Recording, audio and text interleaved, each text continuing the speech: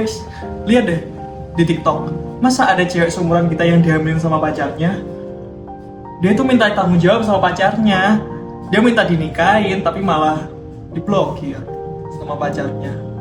Loh, kok bisa sih? Masa diblokir sih? Bisa dipenjarain aja nggak sih itu yang laki-laki? Kan dia udah ngehamilin, terus nolak nikah si cewek juga nggak sih itu? Ya nggak bisa dipenjara lah, orang si cowoknya aja nggak bisa nempatin janjinya.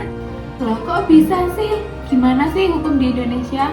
Kok malah nggak ngelindungi perempuan? Kan perempuannya itu juga udah hamil dan nggak dinikahin. Gimana ntar status anaknya? Ya nggak tahu. Kasihan sih sebenarnya, tapi udah resiko. Nah, bisa aja nih, mereka tuh ngelakuin itu udah sepakat. Berarti secara sadar dong, dan atas dasar suka sama suka. Terus di TikTok itu kan dia udah berumur lebih dari 17-18 tahun kan. Sekiranya tuh 20 tahun gak sih? Berarti apapun yang dilakuin mereka, berarti mereka udah bisa bertanggung jawab atas perbuatan hukum yang mereka lakukan.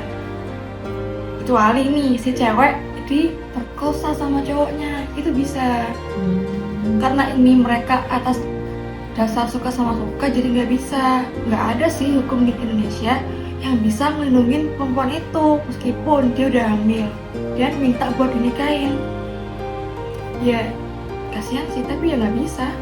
Gimana lagi? Kasihan banget sih ceweknya.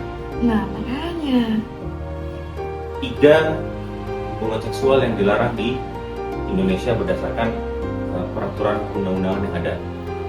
Pertama, itu ada hubungan seksual yang melibatkan anak, yang mana telah diatur di pasal 76 huruf D Undang-Undang Nomor 35 Tahun 2014, yang mana jika dilakukan maka akan mendapatkan sanksi pidana.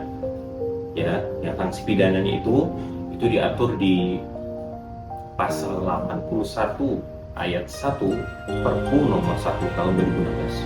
Yang kedua, hubungan seksual yang melibatkan pasangan yang sah secara hukum atau di bawah hukum. Artinya, hubungan seksual yang melibatkan orang yang sudah menikah, seperti itu, atau bisa disebut dengan perzinahan. Nah, seperti itu. Nah, ini diatur di dalam pasal 284 Kitab Undang-Undang Hukum Pidana, seperti itu.